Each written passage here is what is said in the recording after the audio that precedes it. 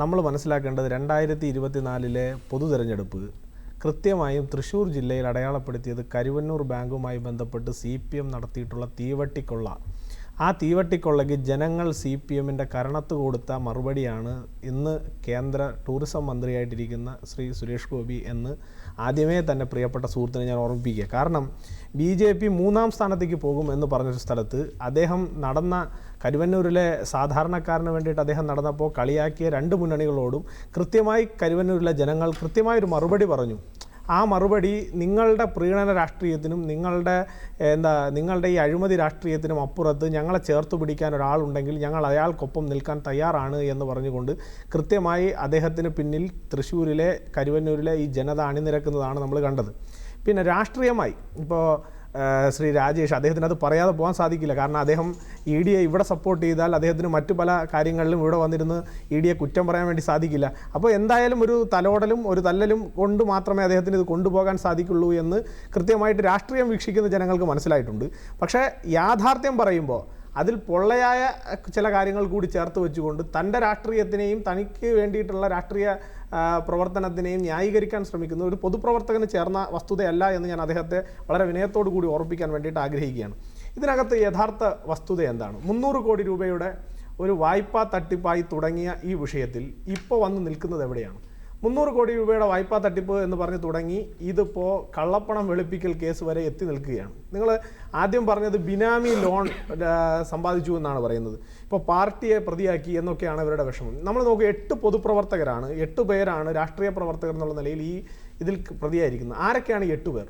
ഒരാൾ കേരളത്തിൽ നിന്നുള്ളൊരു MP ആണ്, മറ്റൊരാൾ മുൻ മന്ത്രിയാണ്, അതുപോലെ തന്നെ കേരളത്തിൽ CPMൻ്റെ സമുന്നതനായിട്ടുള്ള സംസ്ഥാന സമിതിയിൽ ഇരിക്കുന്ന ഒരു സമുന്നതനായ നേതാവ്, മറ്റൊരാൾ മുൻ ജില്ലാ സെക്രട്ടറിയാണ്, ഒരാൾ കൗൺസിലറാണ്, 2 പേർ ലോക്കൽ കമ്മിറ്റി സെക്രട്ടറിമാരാണ്, ഒരാൾ ഏരിയ കമ്മിറ്റി സെക്രട്ടറിയാണ്. നമ്മൾ നോക്കൂ, CPMൻ്റെ പാർട്ടിയിൽ ലോക്കൽ തലം മുതൽ, അതായത് ഏറ്റവും താഴെത്തട്ടിലെ ബ്രാഞ്ചിന് അല്ലെങ്കിൽ ലോക്കൽ കമ്മിറ്റി അംഗം മുതൽ സംസ്ഥാന കേന്ദ്ര കമ്മിറ്റി അംഗങ്ങളും താഴെത്തട്ടിലെ കൗൺസിലർ മുതൽ MP വരെ ഉൾപ്പെട്ടിട്ടുള്ള ഒരു കേസാണിത്. നിങ്ങൾ എന്തുകൊണ്ടാണ് CPM ഈ കേസ് വന്നപ്പോൾ മാത്രം രാവിലെ സടകുടഞ്ഞ് എഴുന്നേറ്റ് ഇവിടുത്തെ ED ഓഫീസുകളുടെ മുന്നിൽ പോയതെന്ന് നിങ്ങൾക്ക് ഇതിൽ നിന്ന് മനസ്സിലാവും.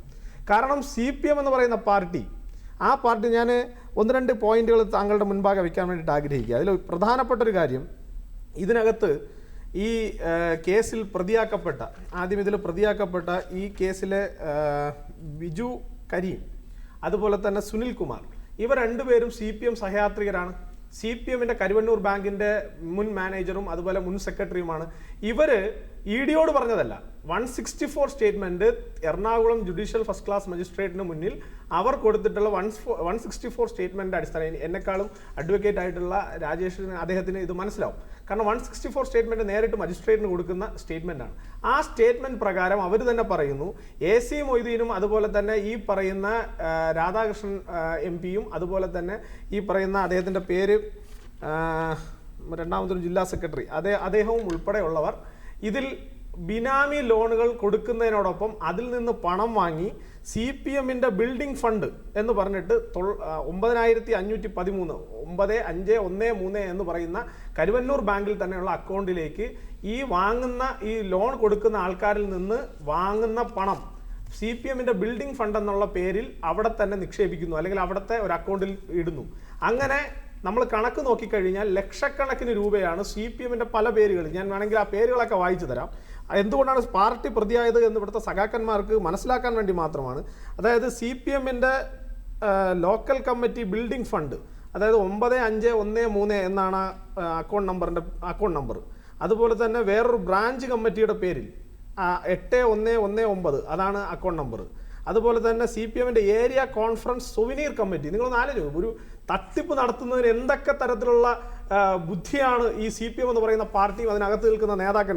സുവനീർ കമ്മിറ്റിയുടെ പേരിൽ ഒരു അക്കൗണ്ട്, അത് കഴിഞ്ഞിട്ട് മറ്റൊരു ലോക്കൽ കമ്മിറ്റി, ഒരു സൗത്ത് ലോക്കൽ കമ്മിറ്റി, ഇങ്ങനെ ഓരോ പേരിൽ ഓരോ അക്കൗണ്ട് തുടങ്ങി പല നേതാക്കന്മാരായി അവിടുത്തെ പണം വീതിച്ചെടുത്തതിൻ്റെ തെളിവാണ്. ഇനി ഇതിനകത്ത് മറ്റൊരു കാര്യം കൂടി നമ്മൾ ശ്രദ്ധിക്കേണ്ടത്, ആകെ പ്രതികൾ സമ്പാദിച്ചു എന്ന് പറയുന്ന 180 കോടി രൂപയിൽ നിന്ന് 128 കോടി രൂപ ഇതേ CPMൻ്റെ നേതാക്കന്മാരിൽ നിന്ന് തന്നെ ഈടാക്കിയിട്ടുണ്ട്, ഇതേ പ്രതികളിൽ നിന്ന് ഈടാക്കിയിട്ടുണ്ട്. ഞാൻ ചോദിക്കട്ടെ, ഈ നാട്ടിൽ സാധാരണക്കാരൻ്റെ കർഷകന്റെ, ചുമട്ടുതൊഴിലാളിയുടെ, ഏറ്റവും അധസ്ഥിത വർഗത്തിൽപ്പെട്ടവരുടെ, അവരുടെ ഇടയിൽ നിന്ന് വളർന്നു വന്നു എന്ന് ഊറ്റം കൊള്ളുന്ന നേതാക്കന്മാരാണ് ഈ പറഞ്ഞതിൽ പലരും. ഇവരെല്ലാം ജന്മന അവർ തന്നെ പറയുന്നതനുസരിച്ച് ഏറ്റവും സാധാരണക്കാരനായി ജനിച്ച്, ഏറ്റവും സാധാരണക്കാരനായി പഠിച്ച്, ഏറ്റവും സാധാരണക്കാർക്കിടയിൽ നിന്ന് വളർന്നു വന്ന ഇവരിൽ നിന്ന് എങ്ങനെയാണ് ഇത്രയും അധികം കോടി രൂപയുടെ സ്വത്തുക്കൾ കണ്ടുകെട്ടാൻ വേണ്ടി സാധിച്ചത്? കേരളത്തിലെ സഖാക്കന്മാർ അവരുടെ നേതാക്കന്മാരോട് ചോദിക്കണം, ഏത് നേതാവിന്റെ പേരിലാണ് സ്വത്തുക്കൾ കണ്ടെടുത്തത്? ഞാൻ താങ്കൾ പറഞ്ഞ ഞാൻ താങ്കൾ എത്രയോ നുണ പറഞ്ഞു. താങ്കൾ എത്രയോ നുണ പറഞ്ഞു. ഞാൻ ഒന്നിനും മറുപടി പറഞ്ഞില്ലല്ലോ. എന്റെ അവസരത്തിൽ ഞാൻ സംസാരിക്കുമ്പോൾ താങ്കൾ ഇടപെടരുത്. അതൊരു ജനാധിപത്യ മര്യാദയാണ്. CPM ഹാലിളകും. പക്ഷേ ജനാധിപത്യ മര്യാദ നിങ്ങൾ പൊതുവേദിയിൽ പറയുന്ന ജനാധിപത്യ മര്യാദ ഇതുപോലുള്ള ചാനൽ ഫ്ലോറുകളിലൂടെ കാണിക്കണം. അതിനുള്ളൊരു സഹിഷ്ണുത. നുണ പറഞ്ഞത് ആരാണെന്ന് ജനം പറയട്ടെ. ഞാനതാ പറയാം. ഞാൻ കണക്കുകളുടെ അടിസ്ഥാനത്തിൽ, വസ്തുതകളുടെ അടിസ്ഥാനത്തിൽ ഞാൻ പറഞ്ഞ ഏതെങ്കിലും ഒരു പോയിന്റ്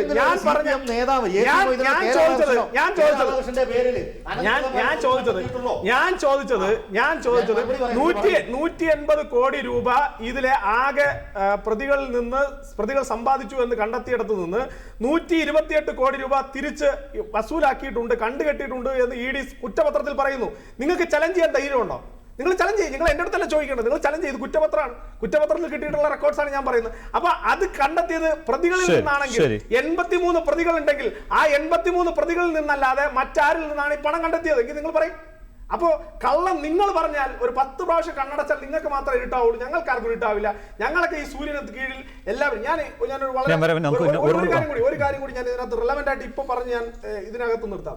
ഞാൻ എനിക്കൊരു 35 വയസ്സുണ്ട്. ഈ 35 വയസ്സിനിടയിൽ ഞാൻ പലതരത്തിലുള്ള അഴിമതികൾ കണ്ടിട്ടുണ്ട്, പലതരത്തിലുള്ള.